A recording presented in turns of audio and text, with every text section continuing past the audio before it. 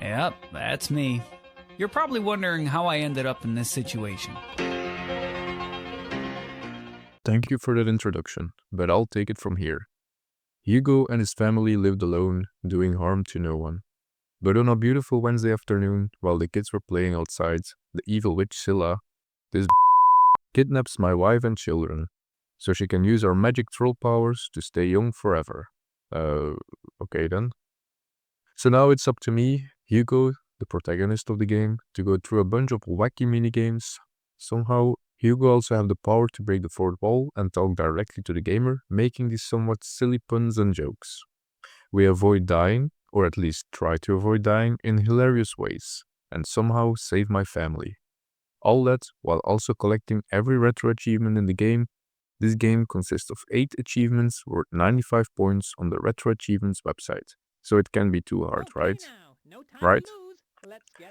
But let's jump straight into it. We start off with the first minigame, the forest. In this level, we move from left to right, jumping over all kind of traps, like the spring trap for example, because if we don't, this happens.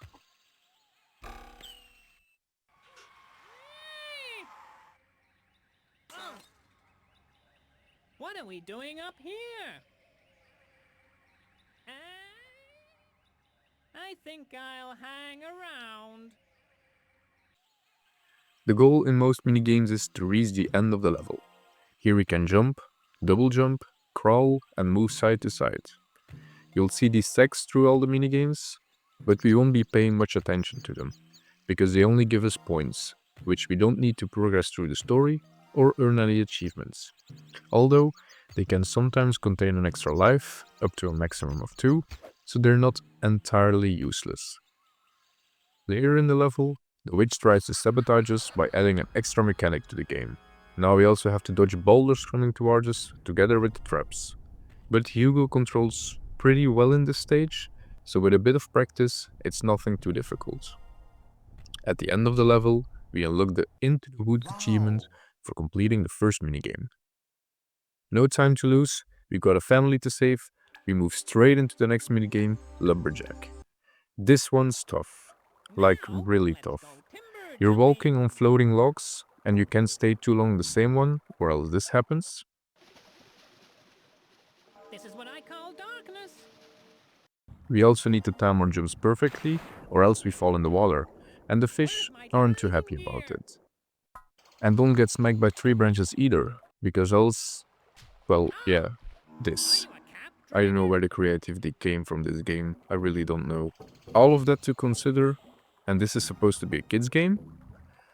Luckily, I found a trick so we don't have to deal with any of that. Since we don't need points, we can fully take advantage of the middle log where there are no traps. We spam the jump button to avoid the 2 long fail animations.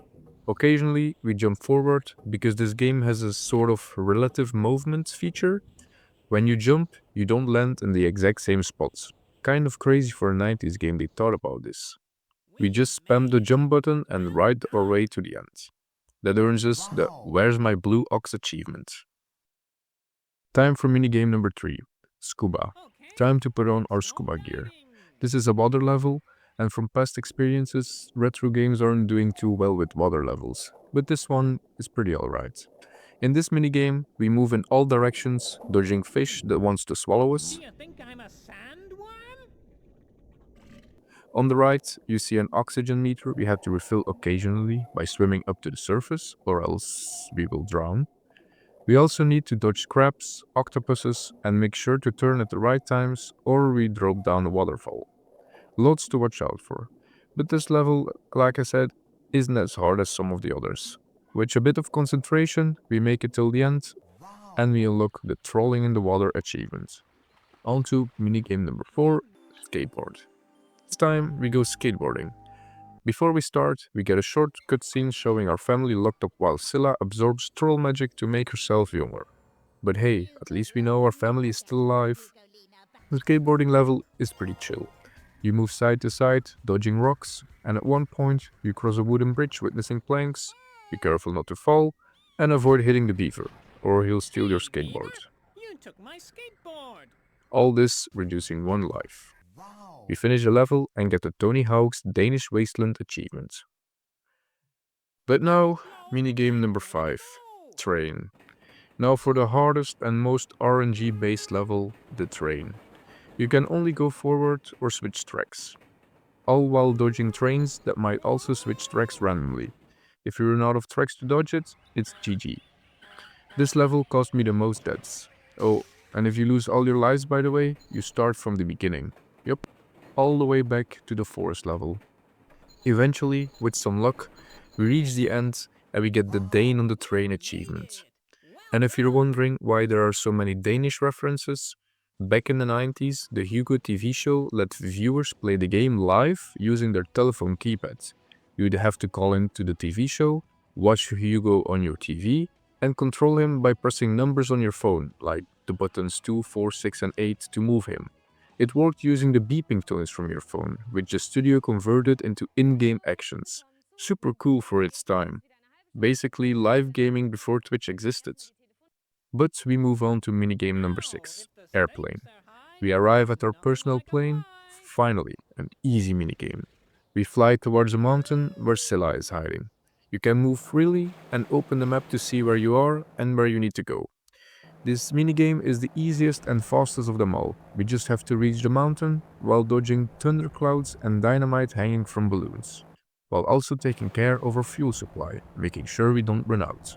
When we reach the mountain, we unlock the Pilot License What For achievement. On to the last minigame, minigame number 7, the mountain. Now, things get a little bit more intense again. We have to climb the mountain and reach a secret passage inside the volcano.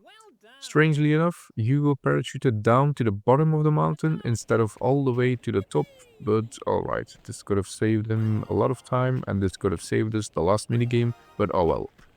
We jump over gaps and dodge boulders coming towards us by making use of the convenient hanging platforms on the side, and the timing has to be really precise because it can be quite tricky to land it perfectly.